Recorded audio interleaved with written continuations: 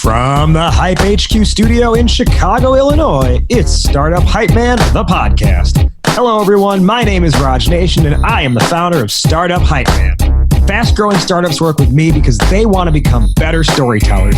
Whether that's for customers, investors, or a packed audience, they know that story is their ticket to stand out, stand apart, and change the game. And this podcast here is where I talk with entrepreneurs and leaders in the startup ecosystem, ranging from scale stage to early stage, as they share specific strategies that they have executed to stand out across three specific areas: sales, marketing, and people. Before we begin today's episode, remember you can head to startuphypeman.com and subscribe to the newsletter that doesn't suck. You'll get new podcast episodes and timely reads written by me, but also helpful articles from around the web and a notice of upcoming pitch competitions. All right, let's dive in and hear how today's guest is changing the game. Ladies and gentlemen, making his way to the microphone from Silver Lake, Ohio in the greater Akron area, and currently residing between both Sarasota, Florida and Pittsburgh, Pennsylvania, he is an author, an investor, and a professor.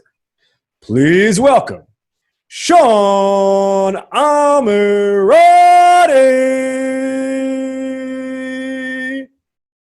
So that is definitely the best introduction I've ever had on a podcast. So thanks so much. I might get you to do a little intro for Agile Giants going forward. That was amazing. Yeah, that was awesome. Maybe anytime, as I've told some guests before, anytime you enter a room, you just play that. I'm thinking that may happen. That's amazing. That was awesome. Thank you. He is Sean Ammirati. He is a long-time seed stage investor in both SaaS and digital marketplace. Some of his past investments have included No Wait, which was acquired by Yelp, Umano, which was acquired by Dropbox, amongst dozens of others. He's also a distinguished service professor of entrepreneurship at Carnegie Mellon University's Tepper School of Business, where he teaches courses on entrepreneurship, the lean startup model, as well as others. And I don't know if most importantly, but perhaps most famously, Sean is known as the author of a book called The Science of Growth, which is a bestseller in both the United States and Korea. It's also been translated to Mandarin.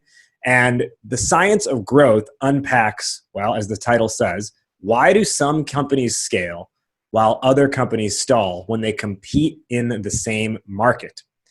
And so today, in our conversation, we're going to focus on a specific aspect within that book. And I've been reading it leading up to this conversation. It's been fantastic so far.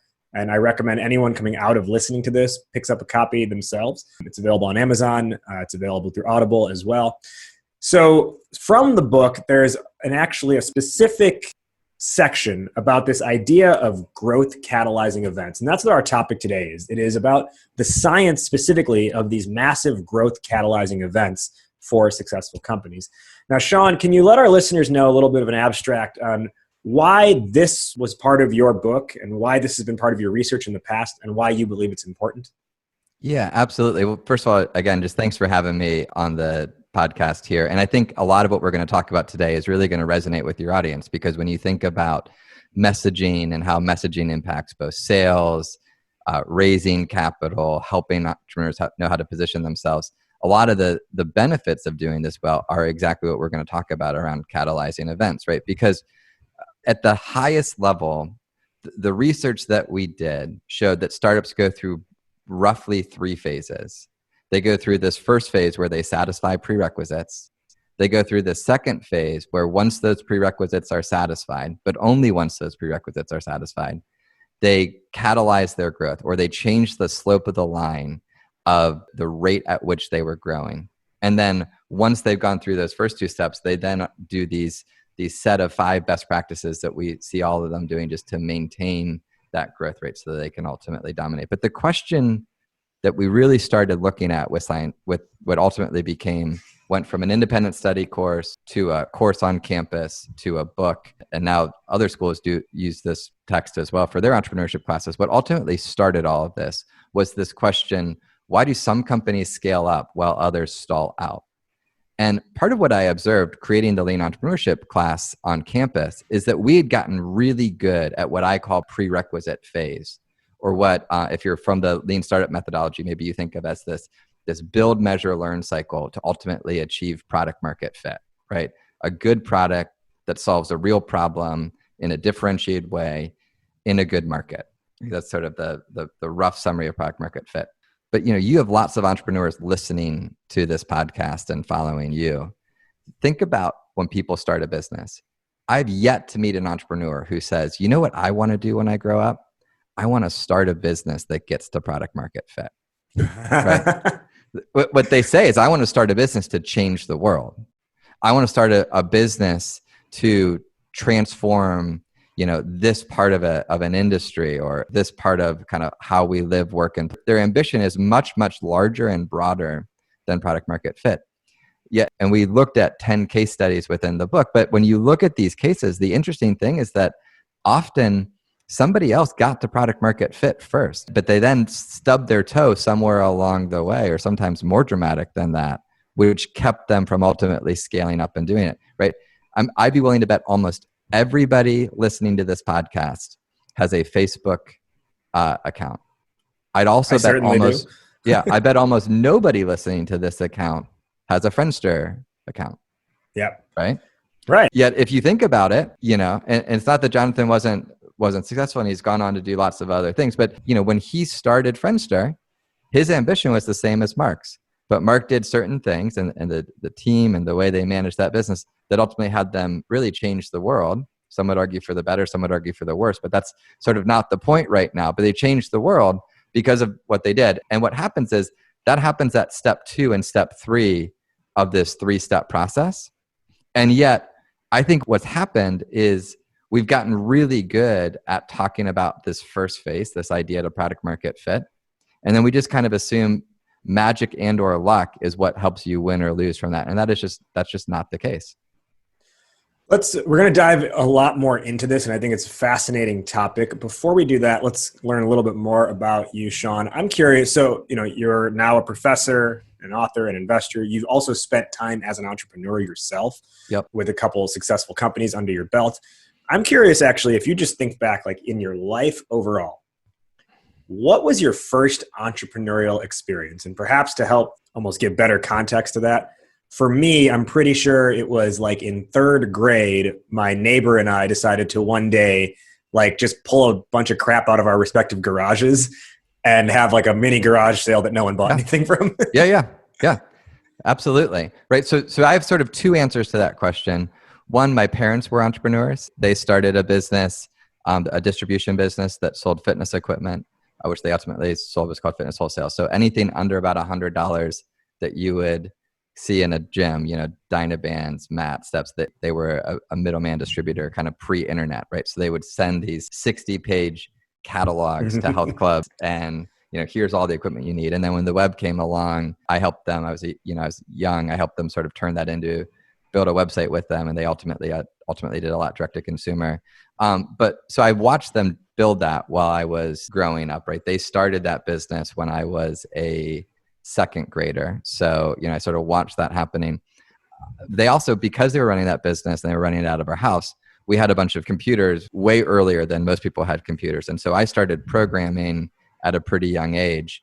And sort of my first experience myself doing kind of entrepreneurial things was right around Y2K. If you remember in Y2K, like basically anybody, including a monkey, if they could write code, they were valuable because the programming was simple, but it had to be done back then by a human. So you would go through and you would basically take date variables and change them from 2-digit to 4-digit variables, and then make sure you didn't break anything else when you did that, right? I mean, that was literally the extent of the project. But there were, millions and millions of to help lines save of the code. world from crashing, right? Right. That was at least the pitch that everybody was making. And so I wasn't even 16 yet, so I couldn't even drive.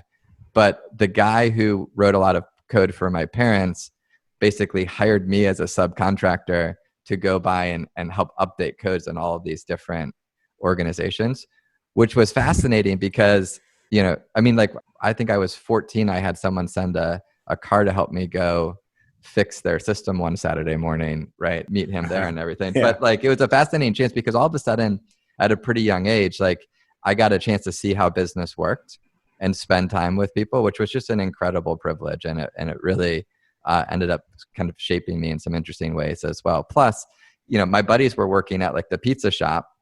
I'm writing code, and all of a sudden I'm realizing like, wait, this sort of creative knowledge work as an entrepreneur, that's a lot more fun if you can do it than these other things. And sort of that sent me down this path of doing, many other things over the next kind of couple decades. Went to Carnegie Mellon for grad school, started the 3 startups that you mentioned, sold those, and now invest and write and teach at Carnegie Mellon, all that stuff.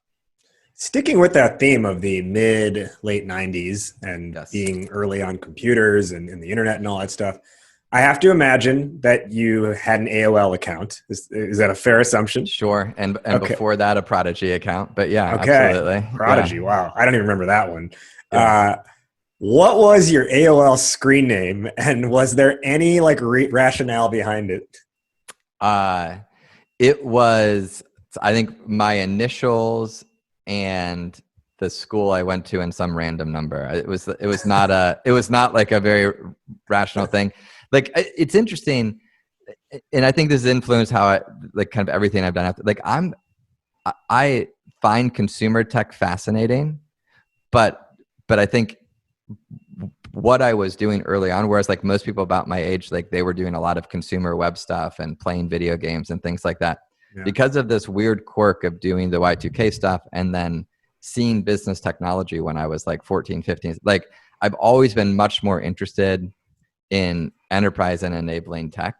And so like, I'm laughing because it's funny to think like as a 14-year-old, you're interested in enterprise technology. No, but I was fascinated, right? So because all of a sudden I realized like, wait, why is this guy's business that I'm helping, again, do the most basic, I mean, to call it programming is almost an exaggeration. Like, it's almost proofreading, right? You're reading through, there's a 2-digit variable for a date. Let's make it 4-digit. Let's recompile, make sure it doesn't break anything. But I'm doing this inside these large industrial businesses. And it's like, well, why is John's business so much more successful than the other businesses in this development? Oh, because he's using technology.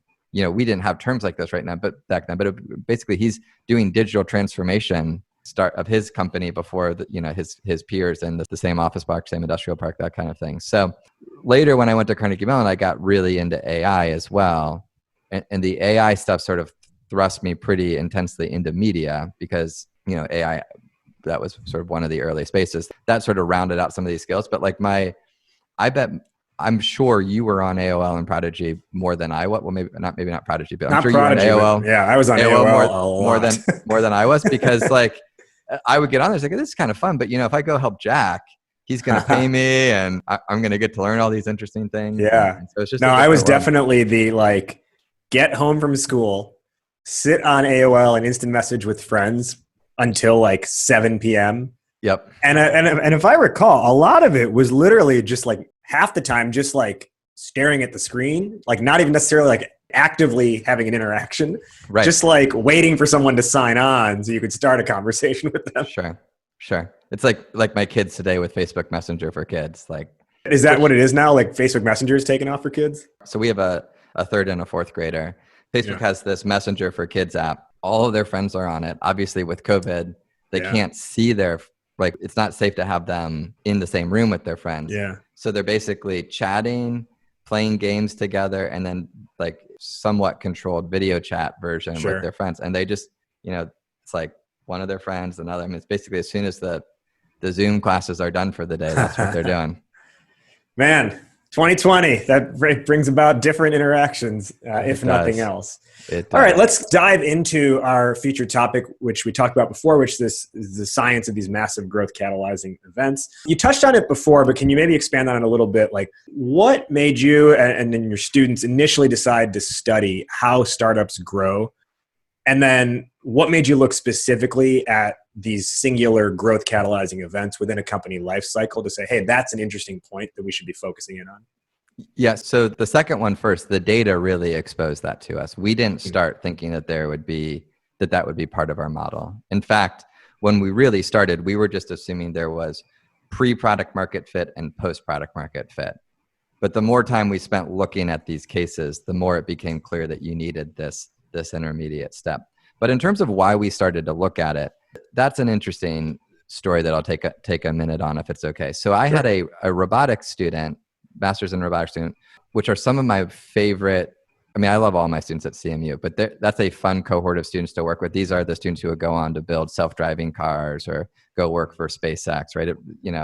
We have a world-class robotics program at Carnegie Mellon, and the students who come to work with us there are brilliant, and they're engineers. So whereas I love teaching my MBAs tend to be pretty dialed in to say the right things, give you positive feedback to try to help get a good grade. Your robotics students will tell you whatever they're thinking at any moment. And I had an extreme version of one of those one semester. And so he would come into class and he would take the conversation wherever he wanted to take it. And as we were leaving the class the last night, his name was Spencer, he said to me, this was a great class. It was probably the best class I've taken at Carnegie Mellon. This was my lean entrepreneurship class. And I thought, wow, that's awesome. And the lean entrepreneurship class I'd created is basically a combination of Steve Blank's stuff around 4 Steps to the Epiphany and Eric Ries's lean startup book. We took about 2 more steps and he said, but it was also a total waste of time. Well, that's kind of more the feedback I would expect from someone like you. He was like, well, tell me more. Like, why was it a waste of time? And he said, here's the problem. I've got $200,000 of student debt. Most of my classmates have visa constraints. We're not trying to decide, are we going to go do a startup ourselves or are we going to go work for Google? We're trying to decide, should we join that Series A or Series B finance startup that's going to grow quickly, or should we go work for a company like Google?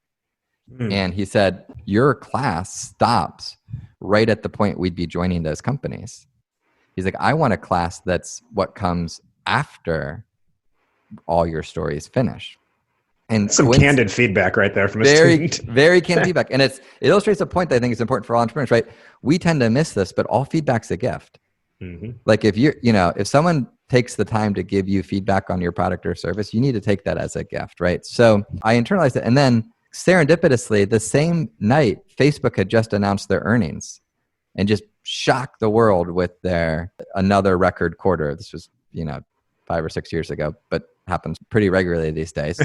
But I started thinking about it, and I started thinking it's really true. Like, it's really this post-product market fit that has all this impact. And so what I started doing is I started just taking the smartest students from my lean entrepreneurship class, like the ones who just really impressed me. And I'd say, hey, you want to do an independent study next semester? And that's how the research started, was just through these independent studies. And the independent study would be pick 2 companies that got to product market fit at about the same time and look at why one took off and one didn't. That was literally the entire prompt that we started with. And I think this is important because there's a lot of business research today that I would say that the sort of academic term for it is they select on the dependent variable. But what that means is they do research and they draw conclusions where the entire universe of the companies they study are the successful ones. And then they say, we looked at all these successful companies, they did this, therefore if you do this, you too will be successful. Well, the problem with that is many of those things also the unsuccessful companies did. To give an easy example, 100% of companies that achieve multi-billion-dollar market caps have more than 100 employees. That doesn't mean if you have more than 100 employees, you will achieve a multi-billion-dollar market cap, right? And that's sort of obvious, but what happens in a lot of business literature is we pick more nuanced and creative examples than more than 100 employees, but make that same logical flaw. And so what we were very committed at the beginning to was, let's only look at companies where one took off and one didn't. And let's look at what's similar and, at least as importantly, what's different between those pairs. So Facebook versus Friendster, Tesla versus Fisker. And the students pick the cases. So there are a lot of tech companies, but then you get random ones every once in a while. I had a student who was really into restaurant tech and wanted to be a restaurateur later in her life. And so she did McDonald's versus White Castle. What was fascinating about that is we saw a lot of the same things in the McDonald's White Castle that we saw in today's cases, the Facebook Friendster, the Tesla Fisker examples, but it just took longer. Like things that took 5 years, 10 years in the McDonald's White Castle case might take 5 months in the Facebook Friendster case. So that's how we started. And then coming back to how do we focus on catalyzing events? Over and over again, we realized that our model at the beginning that we were pinning this stuff to kind of pre-product market fit and post-product market fit was flawed in a couple different ways. The biggest of which was we missed this whole middle category. And once we added this sort of middle category, made it a 3-step model, it really started snapping into place. And then we were able to refine a little bit more the prerequisites, a little bit more the principles for long-term growth, and sort of focus in on how this catalyzing events happen. And the stuff came together quickly. That's when I turned it into a course on campus. So it became an elective on campus. The elective became very popular.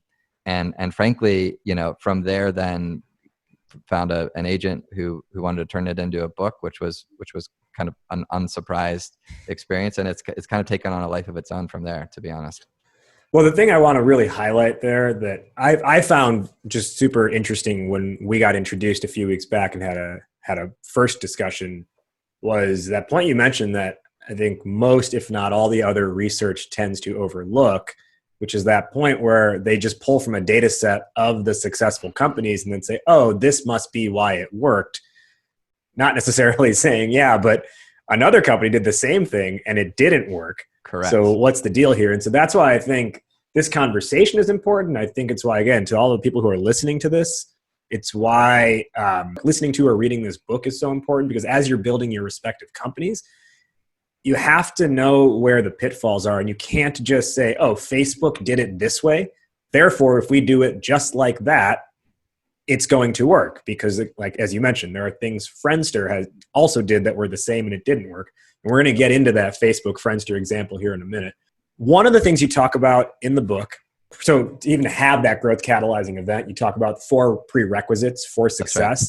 Right. They are, as you outlined, founder core vision, scalable idea, solves a real problem, and excellent first interaction. I don't want to necessarily go in detail through all 4. I would like you, because I think the first 3 are pretty, at least self-explanatory from hearing them. Yep. Founder core vision, scalable idea, solves a real problem. But that 4th one, if you could just expand upon that a little bit more, the excellent first interaction. What do you mean by that? Yeah, so this was probably the other way that the model was incorrect when we started, for what it's worth, around this first interaction, right? So if you think about the term product market fit, I would say prerequisites 2 and 3 are basically a different way of attacking product market fit. And I would say prerequisite 1 is to some extent founder market fit, right? So those are sort of well-known terms and things that we kind of expected, anticipated seeing, did end up seeing.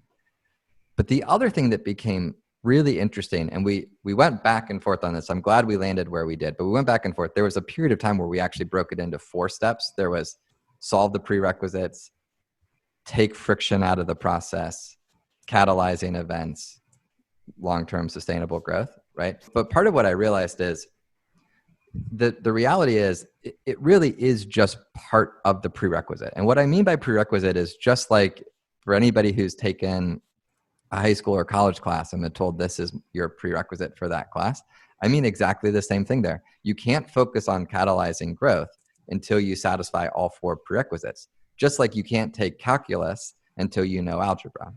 And what I realized is that 4th prerequisite is one that way too many people overlook when they're thinking about growth, because you get through the first 3 and then investors like myself, or if you're bootstrapping it, family members, friends, people, sort of outside influences start saying, okay, great, you finally gotten there. It took you longer than you thought for you to get there. Let's go at this point.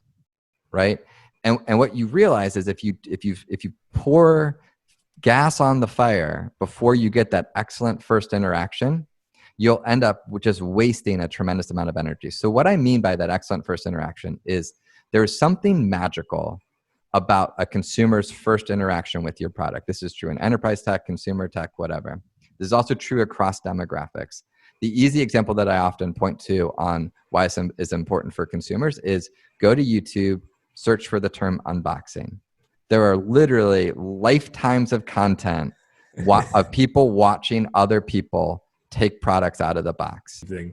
As you were talking about the importance of excellent first interaction, the image I had in my head was opening the iPhone box and how it slowly pulls out. That's right. No matter how hard you pull, if you want to, it still is slowly pulls out and then it reveals itself in front of you. That's right. That's exactly right. And so now here's what here's the pushback you probably wouldn't give, but if I were giving this to your audience and they were able to interact with me, I can almost guarantee you right now, someone would raise their hand and say, yeah, that's true for kids and 20-something guys, right? That's true for toys and consumer electronics. But, I'm a 45-year-old soccer mom and I don't care about a first interaction. And if she said that to me, I would say, okay, what's your favorite television show? And there'd be a 90% chance, because I've done this enough times across the country and world at this point, a 90% chance in the US that her answer would be HGTV, which is basically unboxing for real estate. Right? If you talk to an NBC executive about HGTV, they feel the same way about HGTV that most consumer media tech feels about these YouTube unboxing videos. Like, medium budget, I don't really understand why it's so popular, but people have built empires. I mean, go to Waco, Texas. The team there has literally built an empire around this concept of of sort of helping people buy a home, renovate the home, and then what's the mountaintop moment in each of those episodes? Well, it's the husband and wife team pulling the old picture of the house away, and then watching the new homeowners walk through the house. It's basically creating an unboxing moment. We care a lot about the first interaction with the product. And the reality is, whether it's a technology product, whether it's a video game, whether it's a piece of software, whether it's an iPhone, that first interaction matters a lot, and it has a huge impact on your ability to scale and grow. Yeah. And what I came to appreciate was we just need to call this out like we call out the other parts of it. And so that's ultimately where we landed on this as your fourth and final prerequisite. And one more thing I want to add on that note of what you said about like a TV show. When I teach my startup pitch workshops, and I talk about the importance of like a good elevator pitch, the parallel example I will give is the Fresh Prince of Bel-Air. And I'll have everyone in the room or virtually, like we'll sing the song together. Yep. And I'm like, that's the, to use your words, which I haven't used before, but that's the excellent first interaction. That's right. Right. And it's such a good first interaction that 30 years later, we all still know the song. And what it does is it sets the table for what the show, what the episode is going to be about, and gets you hooked in some way. 100%. Just 2 nights ago now, took a group of MBAs through, they were doing their elevator pitches last night. So they've been working on for a week. What we did is, because we're doing school remote distributed this year, sort of in this hybrid format, but my class is large enough that my class is 100% over Zoom, right? So we put them in a bunch of different breakout rooms, and they listened to one pitch and gave 2 pitches. And I think entrepreneurs they tend to think about elevator pitches, and this is sort of the thing, this is sort of the reveal of the class that night, right? They tend to focus on that elevator pitches. This is how I pitch for money, right? That's where their head goes to, because they've seen, Shark Tank, or whatever. And there's, but actually what you're saying is what they miss, and it ties into this. What it actually is it's the foundation upon which they're going to build all of their communication vehicles going forward. Oh my God. Thank you for saying that. Right. And so what this means is, if you're an entrepreneur who's like, you know what, I want to bootstrap my business for whatever reason, great. You absolutely should do that. You still should spend time having a great elevator pitch, because you want to make sure that your sales messaging lines up with your recruiting messaging, which lines up with the copy on your website, which lines up with how you talk to employees at the beginning of every all hands meeting, right? Your elevator pitch is much more than the pitch to get money. And I think we've minimized it. And as it relates to this first interaction, having that concrete and well thought out foundation in place, right? Now you can ask yourself as you're going through, and I encourage people to literally do this. If you're a CEO of a startup, you should on a regular basis go to one of these services that records people using your system and record, 5 new people being onboarded each week, and send those videos around the entire office every week. Because at this early stage, you want to make it painful if there's friction that's staying in that process week after week after week. And so you can use your elevator pitch as a lens into that. Is this consistent with how I'm talking about my business to each of those different stakeholders. Let's transition now into this growth catalyzing concept. When we consider the idea of a catalyst, and specifically a growth catalyzing event, and the term catalyst or catalytic, whatever, comes from the world of science and chemistry. That's right. So in this context, are we borrowing directly from the science world, or how should we define it, a growth catalyst, in the terms of a company? Yes. So we're borrowing from that in the sense that it's something else that comes in that creates this reaction that changes the slope of the line, right? So it's something inorganic coming into the business and changing the slope of the line. And here's, I think, why this wasn't obvious to us when we started, and it's also why you don't see a lot of startup literature talk about this, for what it's worth. The challenge is that, unlike the prerequisites and unlike phase 3, I'm not arguing that every startup should do all 4 of these catalyzing events. My argument is that these catalyzing events you should think of as more like a Chinese menu. Like, which of these 4 things works for my startup that could change the slope of the line once I've achieved the first 4 prerequisites? So not every startup is going to do all 4 of the catalyzing events, but every startup we looked at did at least one of them and did it really well, and it did transform their growth rate. Well, maybe we should just then quickly go over what are the 4 types of catalyzing events. So there's viral growth, there's drafting off of platforms, right, where you're part of a bigger platform. So PayPal and eBay is a good example of that. There is opportunity for what I call double trigger events, right? So double trigger events are these things where that later we often talk about as like, that's what launched this thing, right? Like, oh, Twitter launched at South by Southwest. No, Twitter didn't launch at South by Southwest. Twitter blew up at South by Southwest, but Twitter had been around for 10 months before South by Southwest. Or the Airbnb, they launched at the DNC convention. No, they'd been around for a long time before that, but this was the event that catalyzed their growth, right? And then the last one is optimizing algorithms, which people tend to think about as like, oh, that's like, SEO or App Store optimization. The real art to optimizing algorithm, and I feel even stronger about this 4 years after the book came out, the real art to the optimizing algorithm, if that's the approach you're going to take, is can you find emerging algorithms where there's arbitrage opportunities to make that happen before anybody else gets there, right? So today, trying to win and try to catalyze growth on the Google search algorithm is probably going to be somewhere between difficult and impossible. But 17 years ago. Correct. I had a lot of friends 17 years ago that own a lot of houses and a lot of boats because they out-optimized the Google algorithm when there was a ton of arbitrage opportunity. Similarly, when the iPhone first came out and the App Store was first launched, sort of subsequent to the iPhone coming out, there were huge opportunities to optimize the App Store algorithm. Today, the Apple App Store is a fairly efficient market and so an efficient algorithm, and so it's hard to out-optimize those. But what you want to be doing as an entrepreneur around that technique is looking like, hey, is there a new one coming up that I can take advantage before all of this has played out? I wonder if we could do this, Sean, because I want to get into specific examples. I know we're running close to time, though, for today. Would you be willing to come back and do a part 2 where we go through these individual examples of companies? Absolutely. Sure. Happy to.